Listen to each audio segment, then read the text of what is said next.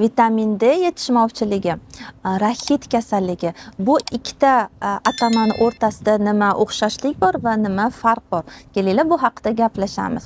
Rahit kasalligi bu faqatgina o'sayotgan organizm kasalligi bo'ladi. Ya'ni siz va men bizda vitamin D yetishmovchiligi yuzaga kelsa ham rahit kasalligi duch bo'lmaymiz, chunki biz ulg'ayib bo'lganmiz, o'sib bo'lganmiz. Bolalar esa o'sayotgani uchun ularda rahit kasalligi rivojlanadi. Haqiqatda sababi unda ham bunda ham bitta, ya'ni vitamin D tanqisligi. Vitamin D tanqisligi, ya'ni bolalarda rahit kasalligini belgilari qanday bo'ladi? Belgilari bu eng birinchisi bolajoningiz emayotganda peshonalarning terlashini boshlashidir. Agar chaqalog'ingiz aytaylik 10 kunlik, 20 kunlik, 1 oylik, 2 oylik yoki 3-4 oylik bo'lsa va bu davrgacha hech qayeri terlamasdan endi peshonasi emayotgan paytida terlashni boshlagan bo'lsa, bu aniq biling vitamin D tanqisligining ilk belgilaridan bo'ladi. Agarda sizni farzandingiz 1 yosh yoki 8 oy yoki 3 yosh va shu paytgacha terlamas edi, endi terlashni boshladi, uning ustiga terlashi faqat yugurganida yokida o'ynab yurganida bo'lsa, bu hoynahoy vitamin D tanqisligi bilan bog'liq bo'lmaydi. Yokida sizni farzandingiz misol uchun 6 oylik va u terlamas edi, siz unga vitamin D berasiz, endi terlashni boshladi. E'tibor bersangiz, uyqusida terlashni boshladi, emayotgan paytida terlashni boshladi. Bunday holatda ham bu hoynahoy vitamin D yetmayotganini belgisi bo'lishi mumkin. Ba'zi holatlarda esa nima uchun hoynahoy deyapman? Chunki ba'zi holatlarda shunchaki bolajonimizda simpatik asab tizim faollashgani bilan ham bog'liq bo'lishi mumkin. Shuning uchun faqatgina mumkin deyapman. Aniqlash uchun siz bu ma'lumotlarni olganingizdan keyin va sizda bu shikoyatlar bor bo'lsa, shifokoringizga, pediatringizga murojaat qilganingiz to'g'ri bo'ladi. Xo'p, vitamin D yetmaydi dedik. Nima uchun vitamin D yetmaydi? Ayniqsa bizda O'zbekiston aholisida, biz axir quyoshli mamlakatda yashaymiz. Vitamin D chaqaloqlarga yetmasligining ilk sababi bu ona sutidir. Ona sutida vitamin D ning miqdori juda ham kam bo'ladi. Atiga 400 xalqaro birlikda bo'ladi. Shuning uchun uning ehtiyojlari qoplanmaydi. Vitamin D dagi ehtiyojlari qoplanishi uchun bizga 1000 xalqaro birlikda profilaktik dozada O'zbekiston sharoitida vitamin D kerak bo'ladi. Shuning uchun biz bolajonga uni qo'shimcha ravishda tomchilar shaklida berishni boshlaymiz. Agar bolajon sun'iy aralashmada 100% sun'iy aralashmada bo'lsalar, unda qo'shimcha vitamin D kerak bo'lmasligi ham mumkin. Yokida agarda onajon siz emiziklisiz va o'zingiz qo'shimcha ravishda vitamin D iste'mol qilayotgan bo'lsangiz, qabul qilayotgan bo'lsangiz, unda ham bolajoningizga vitamin D qo'shimcha ravishda kerak bo'lmasligi mumkin. Bu haqida to'liqroq biz emizikli ayollar ichish kerak bo'lgan vitaminlar deb nomlangan video yozganmiz. O'sha videoga bu video ostida havola qoldiramiz. O'tib ko'rmagan bo'lsangiz, ko'rib bilib olishingiz mumkin bo'ladi. U yerda ichiladigan dozalarini keltirganmiz. Xo'p, demak vitamin D nega yetmasligini bilib oldik.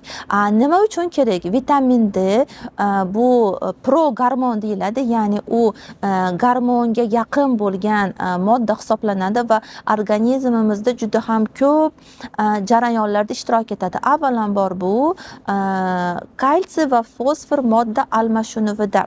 Kalsiy va fosfor modda almashinuvi nima uchun kerak? Avvalambor o'sayotgan bolajonimizning suyaklariga kalsiy yetib borishi, suyaklari o'sishi, suyaklar o'sgandan keyin uning bo'yi o'sadi.